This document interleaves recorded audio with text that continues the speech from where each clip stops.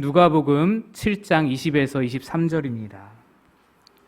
신약성경 100페이지에 있는 누가복음 7장 20절로 23절의 말씀입니다.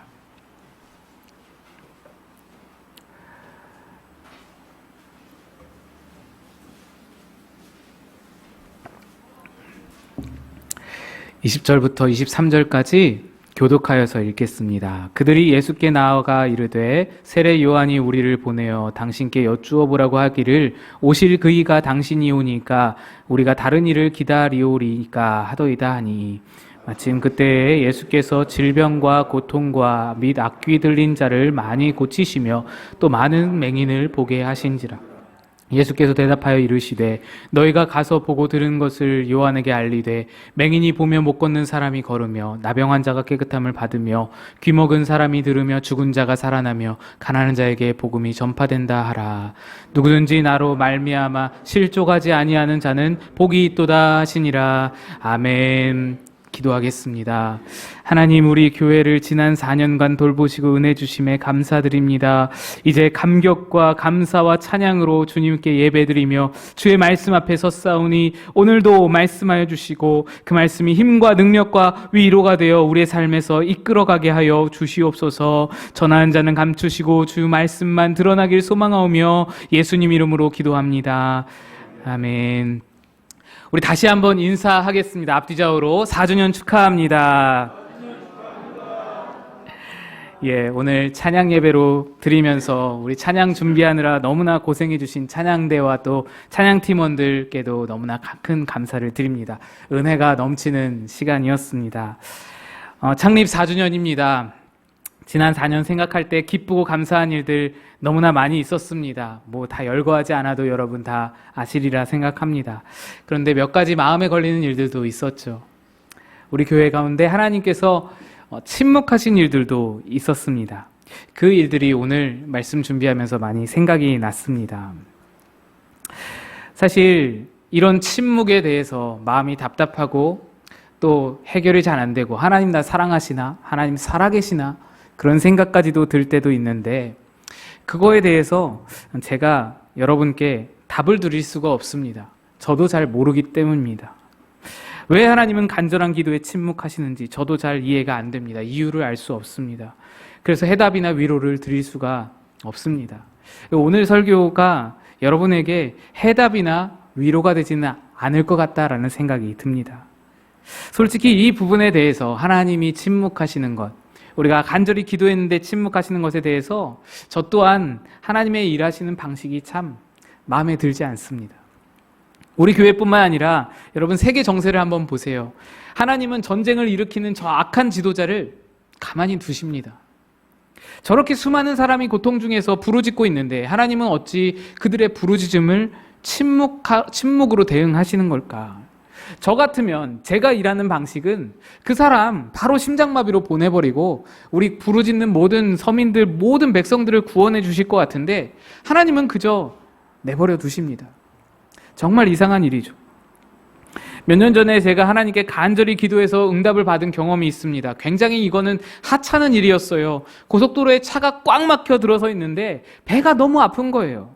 제가 하나님께 간절히 기도했습니다. 하나님, 제 뒤를 막아주시든지 앞을 뚫어주시든지 둘 중에 하나만 좀 해달라고, 하나만 해주시면 되겠다고 기도했는데 너무나 기가 막히게 뒤는 막아주시고 길은 열어주셔서 순적하게 시원하게 일을 처리한 기억이 있습니다.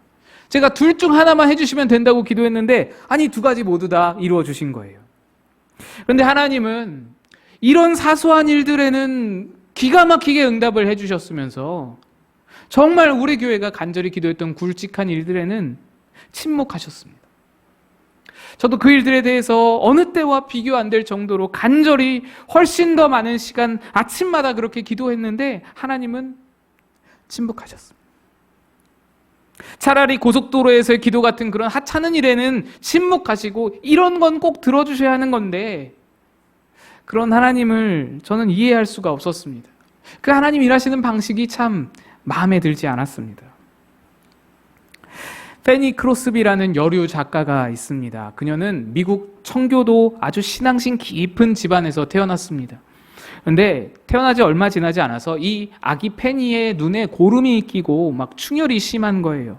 가족들이 기도를 하기 시작했습니다. 하나님이 이 작은 아이를 반드시 지킬 것이다. 선하신 하나님이 이 아기를 지키시리라. 믿어 의심치 않고 계속 기도했습니다. 근데 아이의 증세가 점점 심해지면서 막 고름이 너무 많이 끼는 거예요. 그래서 결국 아버지가 멀리에 있는 먼 동네에 있는 의사를 데리고 왔습니다. 아이를 보자마자 의사가 자신만만하게 이건 일종의 감염 증세다 라면서 겨자스포제를 사용하면 금방 치유됩니다 라고 합니다.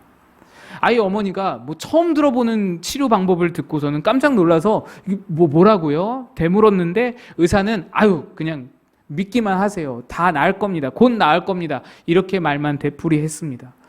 어머니 너무 의심스러워가지고 이거를 어떻게 막아야 되나 막 그런 상황이었는데 달리 방법이 어머니도 없기에 정말 간절히 속으로 하나님 우리 아이를 지켜주세요. 기도만 하면서 설마 선하신 하나님께서 6주밖에 안 된 이 조그만한 아기를 설마 하나님이 고통 속에 내버려 두시랴 그런 생각을 하면서 뒤로 물러섰습니다. 의사는 여러 액체들을 섞어서 점액제를 만들더니 그 작은 아기 눈에 점액제를 서서히 떨어뜨렸습니다. 그 액체가 눈에 떨어지는 순간 이 작은 6주 된 아기의 그 작은 팔과 다리가 심하게 경련을 일으키면서 요동을 치다가 큰 소리로 고통스럽게 아기가 울기를 시작했습니다. 부모의 얼굴이 하얗게 질려버렸죠. 그런데도 의사는 괜찮아질 거라고, 원래 이렇다고, 하루 이틀 지나면 나아질 거라고, 그러고는 짐을 챙겨서 가버렸습니다. 아이는 자지러지게 울고 있는데 부모는 또한 할 것이 없어서 여전히 기도밖에 할 게 없었습니다. 하나님은 이 작은 아이를 절대로 내버려 두지 않으실 거야, 하나님이 도와주실 거야 믿으면서 간절히 기도했습니다. 시간이 지나니까 의사 말처럼 이 아이의 울음이 그쳤고 아이가 웃으면서 손으로 장난도 치고 그러고 있었습니다. 그제야 마음이 놓여서 어머니가 아이를 번쩍 들어서 안았습니다. 그런데 그때 어머니가 이상함을 직감했습니다. 아이의 눈동자가 검은 부분이 하나도 없이 새하얗게 돼버린 겁니다. 아버지가 손을 좌우로 흔들어도 아이가 그걸 따라서 고개를 젓지 못합니다. 엄마와 눈을 맞추지도 못합니다. 부모는 백방으로 그 의사를 다시 찾아봤지만 의사가 간데 없습니다. 온 가족이 그렇게 함께 기도했건만, 부모들이 그렇게 간절히 기도했건만 태어난 지 6주밖에 되지 않은 이 아기 페니가 완전히 실명을 하게 돼버린 겁니다. 하나님이 6주밖에 안 된 이 작은 아이를 그 고통의 울부짖음 속에 내버려 두신 겁니다. 하나님의 완고한 침묵을 경험하게 된 것이죠. 오늘 본문은 세례 요한의 이야기입니다. 세례 요한도 이해할 수 없는 하나님의 침묵을 경험했습니다. 세례 요한은 지금 감옥에 있습니다. 그가 감옥에 갇히게 된 이유는 나쁜 짓이나 범죄를 저질러서가 아닙니다. 그는 극단적으로 청비단 삶을 살았습니다. 낙타 가죽 옷을 옷으로 입고 메뚜기와 야생 꿀을 식량으로 삼고 광야에서 집도 없이 광야의 이굴 저굴을 찾아내면서 굴 속에서 살았던 사람이 이 세례 요한입니다. 그가 그의 인생이 처음부터 이렇게 거렁뱅이의 삶은 아니었습니다. 그는 제사장 집안의 장자입니다. 훌륭한 제사장이 되었습니다. 제사장직을 물려받았습니다. 제사장직을 감당했던 사람입니다. 그 당시의 제사장은 사회 지도층이고 엘리트입니다. 모든 부와 명예와 존경과 존귀가 다 제사장에게로 향하는 그런 지도층입니다. 그런데 그렇게 온갖 무력과 세속의 욕망으로 가득한 제사장들의 행태를 보고서 거기서 환멸을 느껴서 세례 요한은 광야로 뛰쳐나간 겁니다. 굉장히 올곧은 성격입니다. 그에게는 예수님이 오실 길을 예비하라는 사명도 있었습니다. 그것도 얼마나 충실하게 감당했는지 모릅니다. 사람들의 마음을 회개로 이끌고요, 그 회개의 표시로 세례를 주었습니다. 이 세례가 너무나 유행을 많이 해서 예수님마저도 세례 요한에게 무릎을 꿇고 세례를 받았습니다. 사람들에게 인기가 치솟았는데요, 세례 요한은 겸손까지 갖췄습니다. 자기에게 쏠리는 사람들의 시선과 관심을 다 예수님께로 돌릴 줄 아는 사람이었어요. 나는 그분의 신들매를 풀기도 감당할 수 없다고, 그는 흥하여야 하겠고 나는 쇠하여야 하겠다고 그렇게 말했습니다. 겸손하고 정직하고 신실하고 올곧은 하나님의 종, 그런 사람이었습니다. 그런 그가 감옥에 갇힌 겁니다. 그는 궁궐에서 일어난 부정한 사건을 그것을 비판하면서 직언했기에 감옥에 갇혔습니다. 죽을 뻔했는데 바로 사형당할 일이었는데 헤롯 왕이 만류해서 그나마 감옥에 가둬둔 채 그렇게 구류되어 있는 상태였습니다. 요한은 잘못이 없었습니다. 잘못은 이 왕궁에 있는 왕들이, 왕과 왕비가 행한 것이었습니다. 그들의 죄를 비판한 것이 무슨 죄입니까? 왜 요한이 갇혀야 합니까? 게다가 요한은 하나님의 사명을 감당하고 있었습니다. 예수님 오실 길을 준비하다가 그렇게 감옥에 갇힌 겁니다. 성경에 의하면 이렇게 요한이 잡힌 후에 예수님의 공생애가 본격적으로 시작되었다라고 말합니다. 세례 요한은 아마 감옥에서 기대로 가득 찼을 겁니다. 예수님이 움직이신다. 예수님이 일을 시작하신다. 그가 기대했던 것은 자기의 추록이나 자기의 구명이 아니었습니다. 그는 단지 예수님이 이렇게 엉망진창인 지금 이 왕실, 이 왕궁을 가만히 두지 않으시리라 라는 기대가 있었습니다. 다 뒤집어 엎으시리라, 반드시 심판하실 것이다 라는 기대가 아주 들끓고 있었습니다. 물론 그들을 심판하면, 그 왕실을 심판하면 세례 요한도 자연스럽게 추록할 수 있게 될 기회가 있을지 모릅니다. 그래서 요한은 기도하면서 벅찬 마음으로 기대하며 기다렸습니다. 하루가 지나고 이틀이 지나고 한 달이 지나고 수개월이 지나갔습니다. 예수님이 이 더러운 왕권을 심판하실 기미가 보이질 않습니다. 심판은커녕 비판 한마디 하셨다는 말이 없습니다. 아니, 이 광경을 보고, 이 더러운 왕궁의 부정부패를 보고 어떻게 가만히 있을 수 있으신가 이해가 안 될 정도로 예수님은 조용하셨습니다. 예수님의 침묵이 시작된 것이죠. 요한의 기대는 무너지기 시작했습니다. 요한은 다급해서 제자들을 시켜서 예수님께 물어봅니다. 질문을 던집니다. 그 질문이 오늘 본문의 내용이에요. 20절입니다.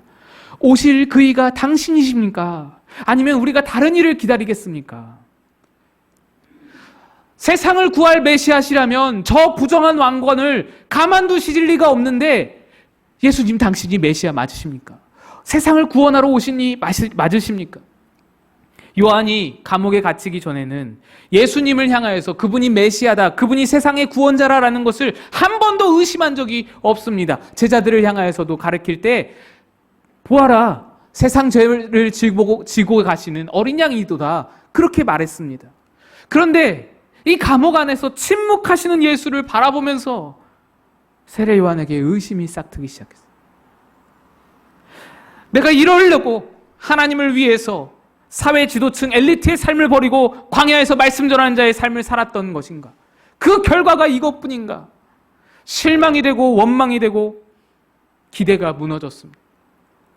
하나님의 침묵을 철저하게 경험하게 된 겁니다. 하나님의 침묵이라는 주제와 관련해서 감명 깊게 읽은 소설이 한 권 있습니다. 엔도 슈사크의 침묵이라는 책입니다.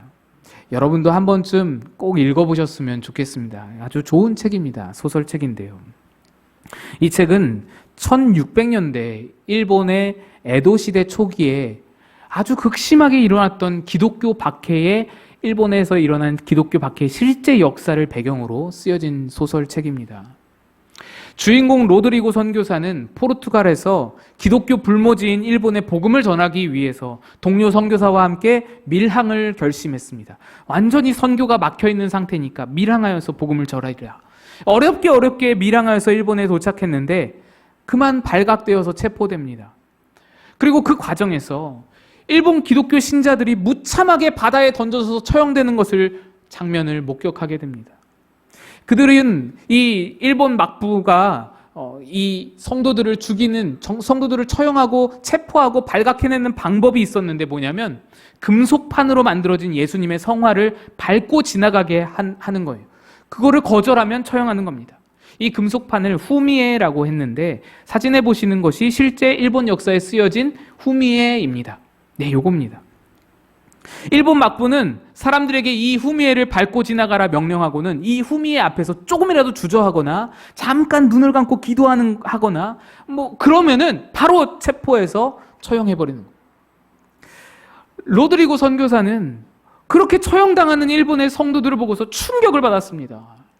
함께 동역하러 왔던 선교사는 그거에 너무 충격을 받아서 그거를 만류하려고 성도들을 좀 구해보려고 달려들었다가 함께 바다에 빠져서 순교했습니다. 죽어가는 성도들은 대부분 평범한 그냥 농민들이었습니다. 뭐 대단한 혁명가나 선동가가 아니었습니다. 그저 나무 뿌리 캐어 먹으면서 하루하루 연명하는 가난한 농민들이었어요. 그들은 너무나 순박했어요. 선교사님께 묻기를, 하나님은 무엇 때문에 우리에게 이런 고통을 주시나요? 선교사님, 우리는 잘못한 게 없는데요. 왜 이런 고통이 우리에게 있나요? 하나님의 뭔가 뜻이 있으신 건가요? 너무나 순수한 신앙인들, 불쌍한 사람들이었습니다. 로드리고 선교사가 이게 도저히 이해가 안 돼서 하나님께 질문하게 됩니다. 하나님 과연 이들의 고통의 신음소리를 듣고 계십니까? 하나님 들리기는 하는 겁니까? 하나님 왜 침묵하십니까? 저들은 지금 다른 누구도 아닌 당신 때문에 비참하게 죽어갑니다. 당신 이름 때문에, 당신 성상 하나 밟지 않으려고 그래서 죽어가지 않습니까? 어떻게 저들의 부르짖음에 모른 척 하실 수 있습니까? 어찌 그리 냉담하십니까? 로드리고가 절규했습니다. 혹시 하나님이 애초부터 존재하지 않는 건 아닌지 심각한 의심의 바람이 그를 뿌리채 흔들게 되었습니다. 그때 이 일본 막부가 이 고뇌중에 있는 선교사에게 다가와서 한 가지를 요구합니다. 당신이 만약 배교한다면 저 성도들 다 살려주겠다. 당신 한 사람만 이 후미에를 밟고 지나간다면 지금 고문당하고 지금 죽어가는 저 성도들 다 풀어주겠다. 당신이 배교하지 않는다면 당신 한 사람 때문에 저 사람들 다 죽는 거다. 어떻게 하겠냐? 당신만 후미에를 밟으면 저 사람들 다 풀어주고 다시는 체포 안 하겠다. 우리가 듣기에는 굉장히 좋은 거래, 괜찮은 거래지만 당시 이 로드리고에게는 있을 수 없는 일이었습니다. 말도 안 되는 일이었습니다. 오늘 우리는 종교개혁 이후에 성상을 우상으로 규정하여서 그 성상 사실 우리에게는 아무것도 아닙니다.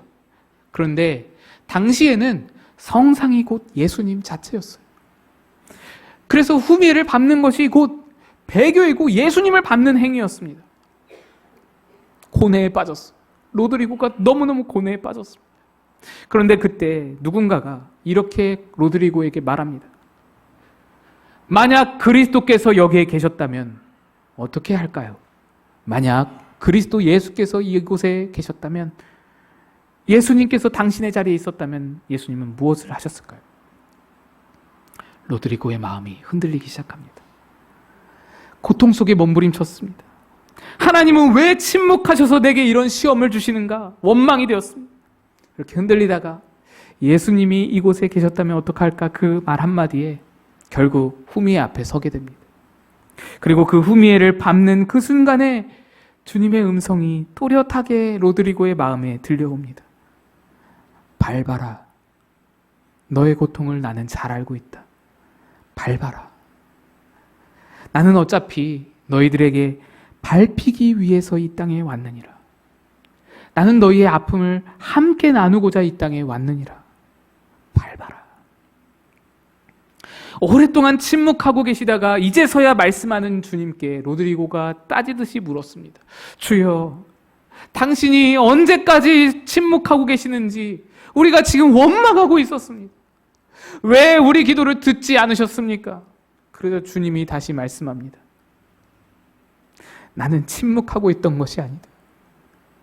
나는 그 고통 속에 부르짖는 자들, 그들 가운데서 함께 고통당하며 그들과 함께 울고 있었을 뿐이다. 감옥에서 의심과 원망 가득한 질문을 던졌던 세례 요한에게 예수님이 이렇게 대답하십니다. 오늘 본문 22, 23절 말씀입니다. 예수께서 대답하여 이르시되 너희가 가서 보고 들은 것을 요한에게 알리되 맹인이 보며 못 걷는 사람이 걸으며 나병 환자가 깨끗함을 받으며 귀먹은 사람이 들으며 죽은 자가 살아나며 가난한 자에게 복음이 전파된다 하라. 누구든지 나로 말미암아 실족하지 아니하는 자는 복이 있도다. 주님은 이미 고통 속에 있는 사람들, 이미 하나님의 침묵을 경험하면서 괴로워했던 수많은 해 동안, 수많은 날들 동안 하나님의 침묵 속에 괴로워했던 수많은 사람들, 그들 가운데서 이미 그들을 불쌍히 여기시고 그들과 함께 울고 그들의 아픔을 씻어주시며 고통의 자리에서 그들과 함께 고통을 나누고 계셨던 것입니다. 주님은 침묵하고 계셨던 것이 아닙니다. 그들 고통 속에서 함께 울고 함께 고통당하고 계셨습니다. 다만 세례 요한의 기대와 달랐을 뿐, 예수님은 예수님의 방식으로 끊임없이 일하고 계셨던 것입니다. 세례 요한이 다 이해하지 못했을 뿐 하나님의 선하신 뜻은 예수님을 통해 이 땅에 이루어져 가고 있었던 것입니다. 태어난 지 6주 만에 실명한 아이를 통해서 하나님의 철저하고 완고한 침묵을 경험했던 이 크로스비 가족은 그럼에도 참 실망하지 않고 하나님을 신뢰했습니다. 그 부모는 그래도 하나님은 선하시다, 이 믿음을 가지고 이 아기 페니에게 아름다운 신앙을 물려주었습니다. 이 페니가 신앙 안에서 무럭무럭 자랐습니다. 이 페니는 어린아이가 울부짖은 그때에 아무것도 하지 않으시는 그 하나님을 한 번도 원망하거나 따져묻거나 하지 않으셨습니다. 그 사건의 당사자인 이 페니도 한 번도 하나님을 향하여 원망하지 않았습니다. 오히려 원망하는 마음보다 늘 찬송이 그의 마음에 울려 퍼졌습니다. 사진을 한번 보여주시죠. 이분이 바로 페니 크로스비 여사입니다.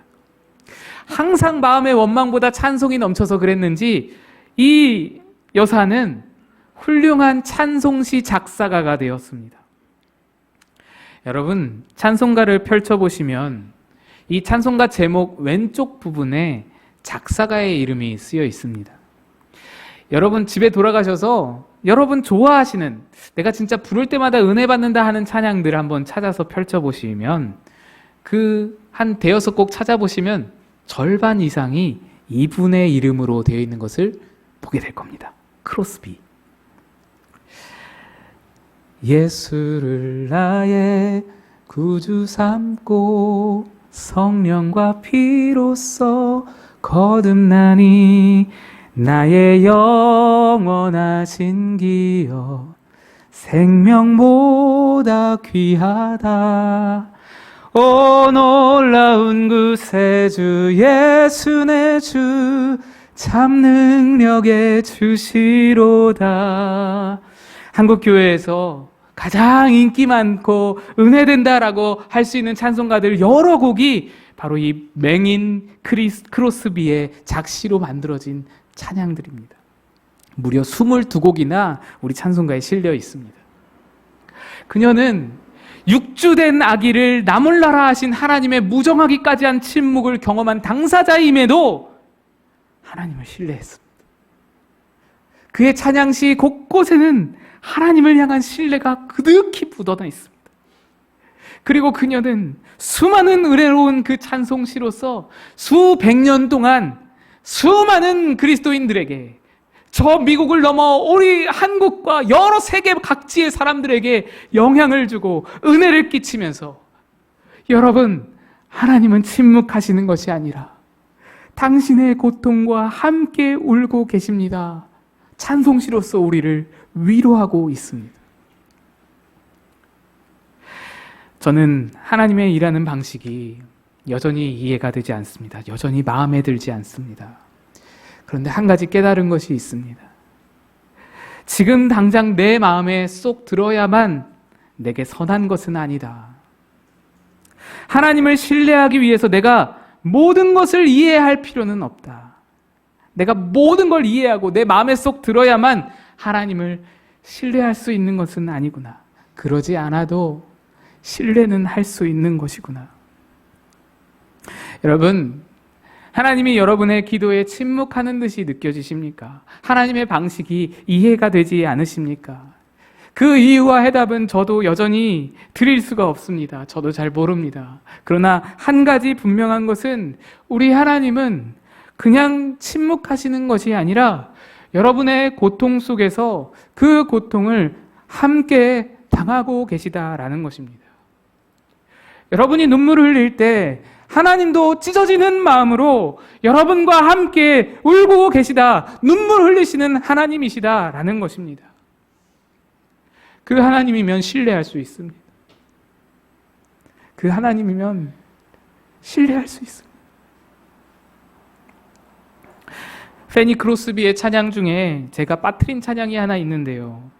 제가 제일 좋아하는 찬양입니다. 나의 갈 길 다가도록 예수 인도하시니 내 주 안에 있는 긍휼 어찌 의심하리요. 믿음으로 사는 자는 하늘 위로 받겠네. 무슨 일을 만나든지 만사 형통하리라. 무슨 일을 만나든지 만사 형통하리라. 여기서 형통은 우리가 아는 형통이 아닙니다. 성경이 말하는 형통은 고통 중이라도 하나님이 함께 하신다면, 하나님이 함께 우리와 울고 계시다면 그것이 형통이라고 성경이 가르칩니다. 우리 이 가사를 생각하면서 한번 같이 불러봤으면 좋겠습니다. 우리 찬양팀 앞으로 다 나오시고 다 같이 자리에서 일어나셔서 함께 부르겠습니다. 예, 권사님 반주해 주시죠. 네.